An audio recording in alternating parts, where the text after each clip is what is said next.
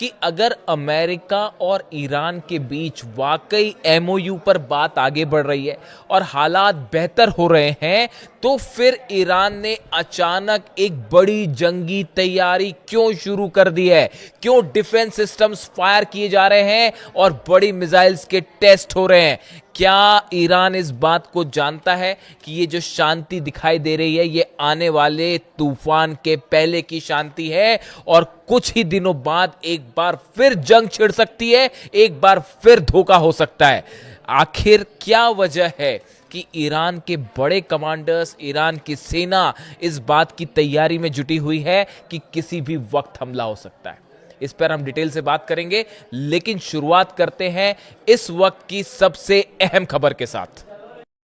देखिए, पिछले 24 घंटे के अंदर दो बेहद अहम बयान आए हैं और ईरान को सलाह देते हुए ये बयान आए हैं। देखिए, पहला बयान आया है नॉर्थ कोरिया के शासक किम जोंग उन की तरफ से और दूसरा बेहद अहम बयान आया है रूस के राष्ट्रपति व्लादिमीर पुतिन की तरफ से। और ये दोनों ही मानो ईरान के एटमी पावर को लेकर एक बेहद अहम और बड़ी बात कह रहे हैं। देखिए, सबसे पहले बात करते हैं हम किम जोंग उन की। नॉर्थ कोरिया के शासक किम जोंग उन ने एक प्रोग्राम के दौरान जिसमें वो मिलिट्री के अधिकारियों को संबोधित कर रहे थे, उसमें उन्होंने एक बेहद अहम बात कही। किम जोंग उन की तरफ से कहा गया कि पिछले चंद महीनों के अंदर ईरान को लेकर अमेरिका की जो पॉलिसी देखने को मिली, जो एग्रेशंस देखने को मिले, जंग देखने को मिली, उसके बाद नॉर्थ कोरिया ने बड़ा फैसला लिया है।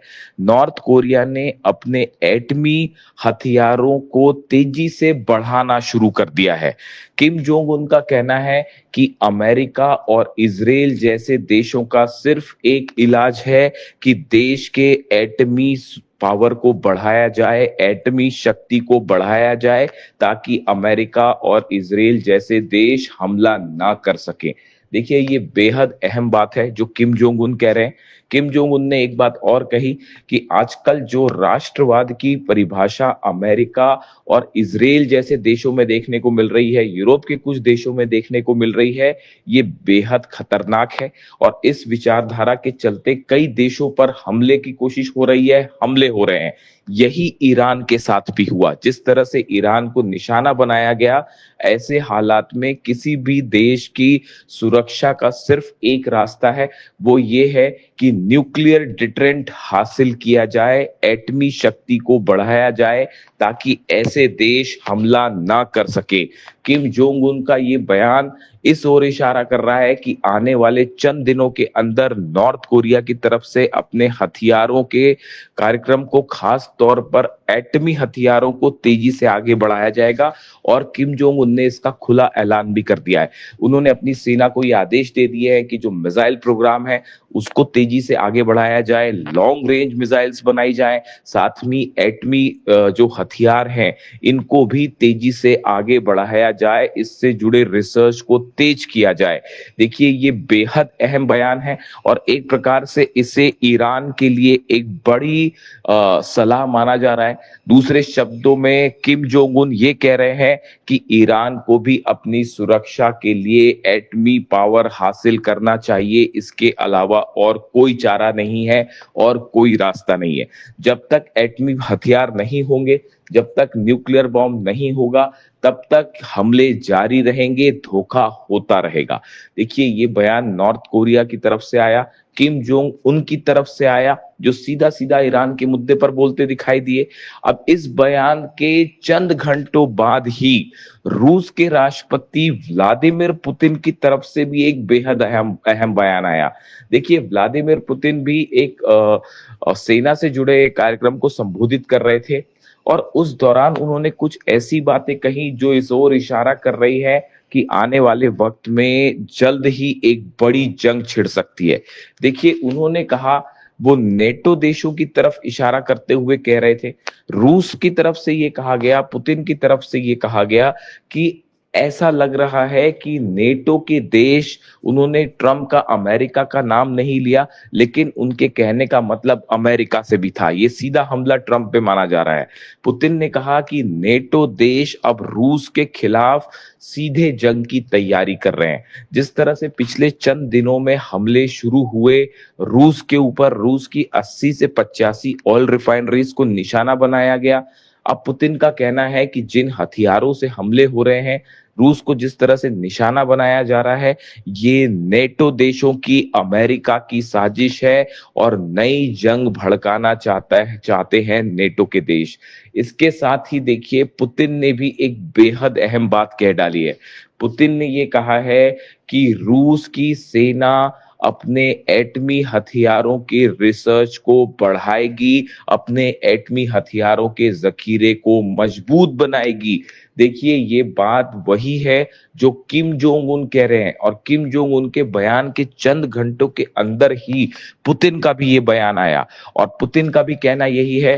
दूसरे शब्दों में पुतिन ये कहते दिखाई दे रहे हैं कि नेटो देशों के एग्रेशन के खिलाफ, अमेरिका के हमलों के खिलाफ अगर कोई सबसे अच्छी नीति है सुरक्षा की, तो वो नीति है एटमी हथियार बनाना, लॉन्ग रेंज मिसाइल्स होना।